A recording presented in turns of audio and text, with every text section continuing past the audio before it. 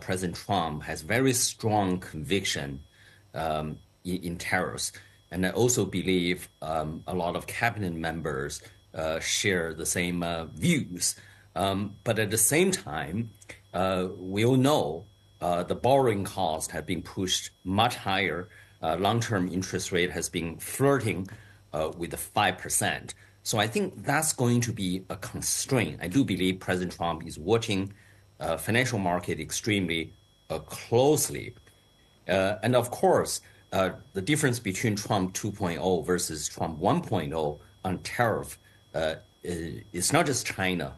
All surplus countries, essentially most economies in our part of the world, with the exception of India, Australia, New Zealand.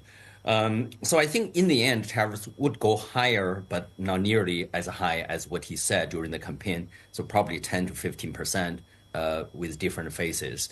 What China is going to do is to make pro-consumption policy more potent, and of course also a bit adjustment on the exchange rate as a hedge for such an external shock.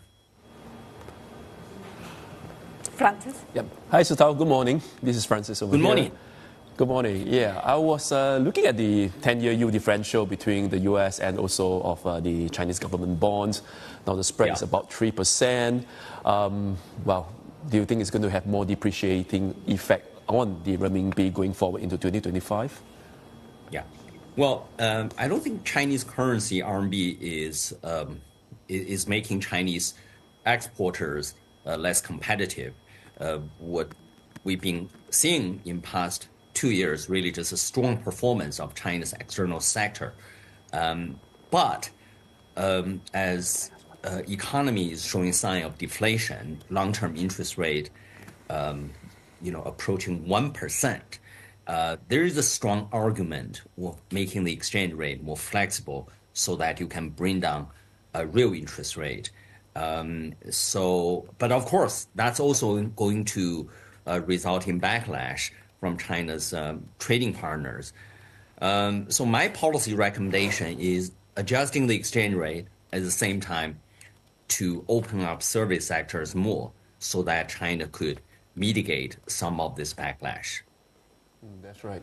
So earlier in the previous segment, I was talking to Tanvir, and we were talking about how China is going to buff itself even further this year against all sorts of potential geopolitical tensions in the form of tariff.